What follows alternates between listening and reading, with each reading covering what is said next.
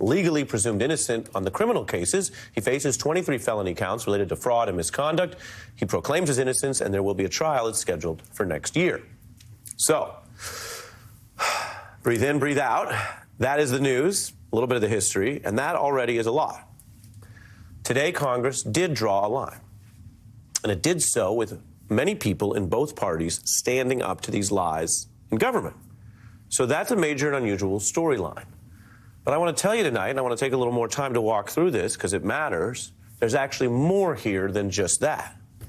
If tonight marks a stand against government lies and the damage they can do, most of the House Republicans taking this rare, strong measure against these lies also are failing to bring that standard to the big lie, to the way Donald Trump abused power to deceive millions about his election loss, a lie that fed an insurrection.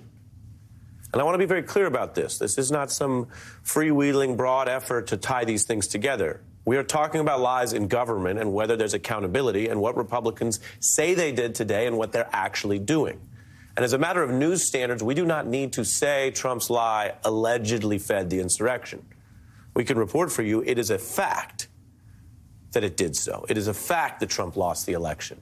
It is a fact that his lies and his demand that his fans come to Washington to act on those lies fed the crowd, populated the crowd, which then stormed the Capitol and committed what is now legally a convicted sedition that day. That's a reality and a legal fact. Now, whether Donald Trump himself, as a defendant, is ultimately convicted is a separate and open question. But to be clear, just as Santos has not yet been convicted, the lie part of that equation is not an open question. And if anyone knows how it went down, it is those members of Congress, including the Republicans who were giving speeches, they said, against lies today. They were standing on the very floor that those Trump fans, and now convicted seditionists, some of them, stormed and ransacked because of the power of lies. And I say this quite literally, and I want to spell it out quite precisely. That day was not billed as some sore loser party. It was not sold that way. And that's not what those now convicted seditionists mostly said or thought, and we know that even beyond propaganda from their private texts and messages with each other. It was a response to Donald Trump's lies about, quote, stopping the steal. Lies from a far more powerful member of government than George Santos about much more important matters than Mr. Santos's job history or Botox or really the rest of the stuff that we no longer have to cover that much in the news. There was danger posed to Congress. There was an attack on American democracy itself. So keep that in mind, and the Republicans' ongoing support for that lie and the way they voted against the certification at the time and sided with Trump after and continue to do so today as he is their main candidate to go back into the White House. Keep that all in mind as you make sense of this story tonight, because as I said, it is rare and it is a big deal, but also keep it in mind as you listen to what is about half the Republican caucus and some of the others who criticize Santos and maybe didn't vote against him as they claim outrage over government lies.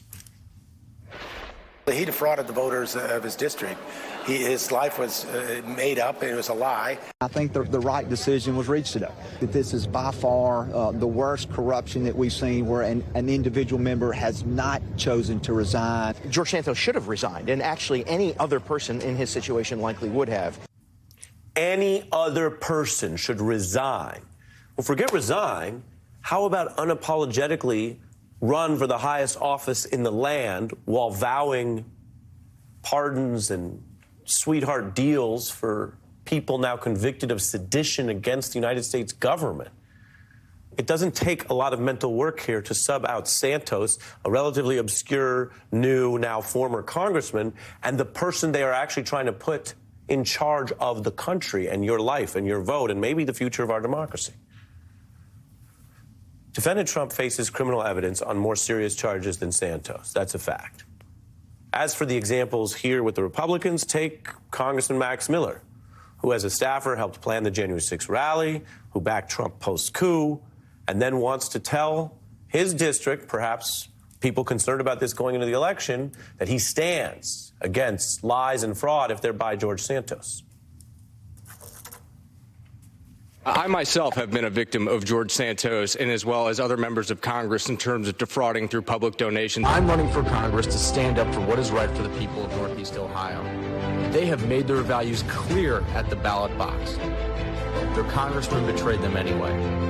I'm Max Miller, and I will never betray our voters. That's why President Trump endorsed me. I refuse to let him down. Or take two more examples. These are Republicans who took the rare step to oust Santos, they said again, over the lies and fraud, while actively backing Donald Trump's lies, which fed the attack on their very workplace and safety, among other things, on Jan 6. I talked to one of the Capitol Police. They told me a lot of people were just milling around. Mr. Johnson, you helped lead the efforts to overturn the 2020